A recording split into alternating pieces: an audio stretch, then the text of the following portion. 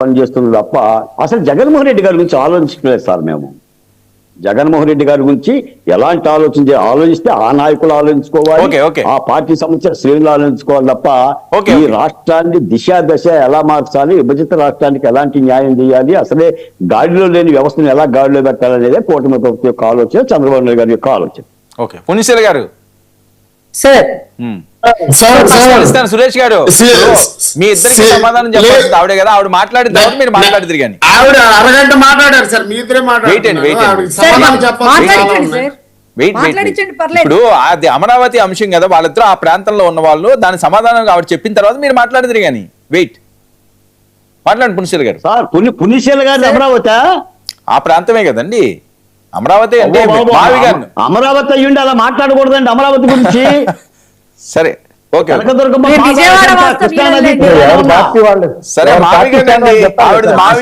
ఏం చెప్తాం, మీరు ఎందుకండి బాధపడతారు, మీరు చెప్పారు కదా సార్.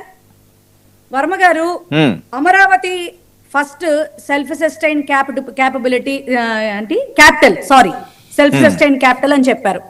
కానీ స్టిల్ నౌ ఇప్పటికీ సుమారుగా 50,000 కోట్ల అప్పు తీసుకొచ్చారు.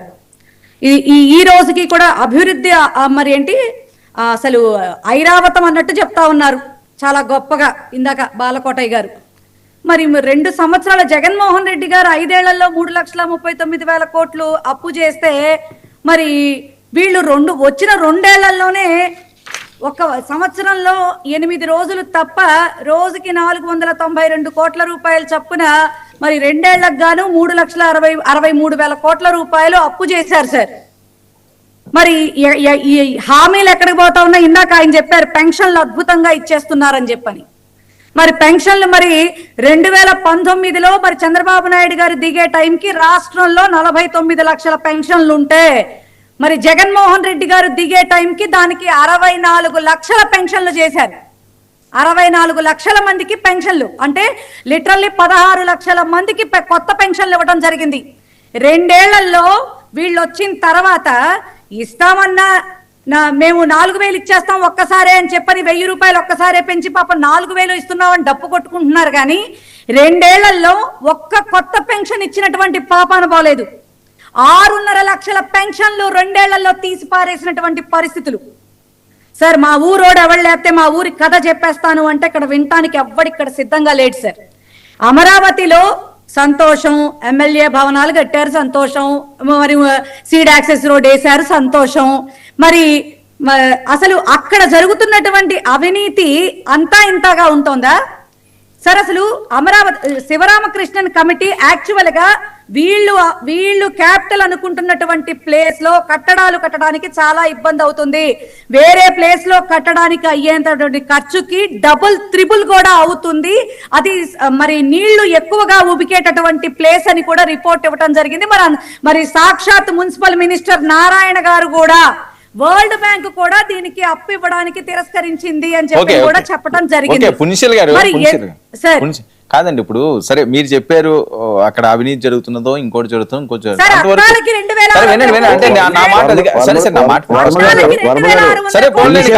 అవినీతి జరుగుతున్నది అన్నది అది నిరూపించండి. అవినీతి జరుగుతున్నది అంటే అవినీతి ప్రతి దగ్గర కూడా అవినీతులు ఉంటుంటాయి కాబట్టి ఇక్కడ సరే వినండి ఒకసారి నా మాట చెప్పుకుంటా. మీరు ఒకటే బాలకృష్ణ గారు కాదండి, ఇప్పుడు ఎమ్మెల్యేలకి కట్టిన క్వార్టర్స్ లో అసాంఘిక కార్యక్రమాలు జరుగుతాయి అన్నది కరెక్ట్? అది సార్ ఈ మాటకి తెగ బాధపడిపోతున్నారు. అబ్బా అద్భుతం సార్, యాంకర్ గా మీరు కూడా చాలా బాధపడతా ఉన్నారు. కాదండి మా వీధిలో మా ఇంటి పక్కన అసాంఘిక చర్యలు జరుగుతున్నది మన ఇంట్లో జరుగుతున్నది అంటే మనం యాక్సెప్ట్ చేస్తామా?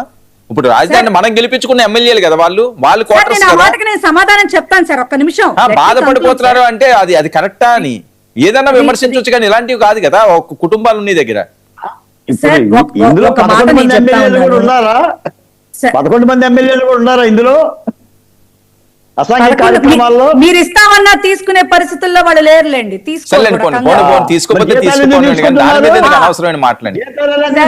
పుణ్యశీల గారు దేశాలు ఎలివెన్సులు సౌకర్యాలు తీసుకుంటున్నారుగా అసెంబ్లీకి పోకుండా.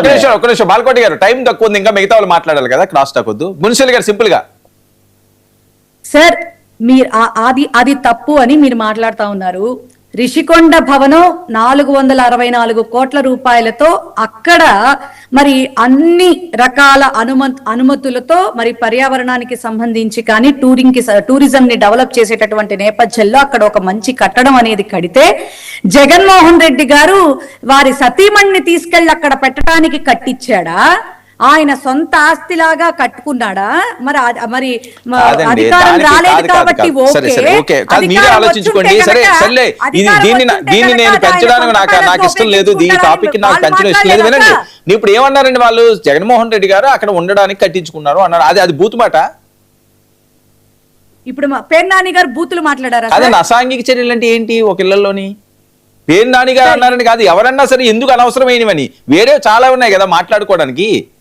సార్ ఇందాక మస్తాన్ రావు గారు అన్నట్టు ఇప్పుడు మొన్న మరి ఇదే డిస్కషన్స్ లో డిబేట్ లో గబుక్కుమని బండారు వంశీ గారు డిస్కషన్ కు వచ్చినప్పుడు వైఎస్ఆర్సీపీ సోషల్ మీడియా గనక చూస్తా ఉంటే గనక పాన్ వీడియోస్ చూస్తున్నట్టుంది అని చెప్పని అనగానే వంశీ అట్లా మాట్లాడద్దు దయచేసి అని మీరు ఖండించారు. ఆయన అనమని మీరు చెప్పారా? సరే ఇది కరెక్ట్ కాదని ఒప్పుకుంటున్నారా? పోనీ మీరు అతనికి వచ్చింది ఇంటెన్షనల్లీ అతను సరే ఓకే ఫైన్ నేను అదే అంటున్నాను. అనవసరం నేను ఏమంటున్నానండి, ఎవరిని తప్పట్టట్లేదు ఇక్కడ. ఎందుకు అనవసరమైన ఇలాంటి పేర్ని నాని గారు ఇంటెన్షనల్లీ అనకపోవచ్చు, యథాలాపంగా అదే అంటున్నానండి. మీరు నేను కావాలని మాట్లాడారు సార్. ఓకే, తెలుగుదేశం మాట్లాడిన తప్పే, జనసేన మాట్లాడిన తప్పే, సురేష్ గారు రెస్పాండ్ అవ్వండి. సార్ వర్మ గారు, టైం అంతా మీరే తీసుకున్నారు.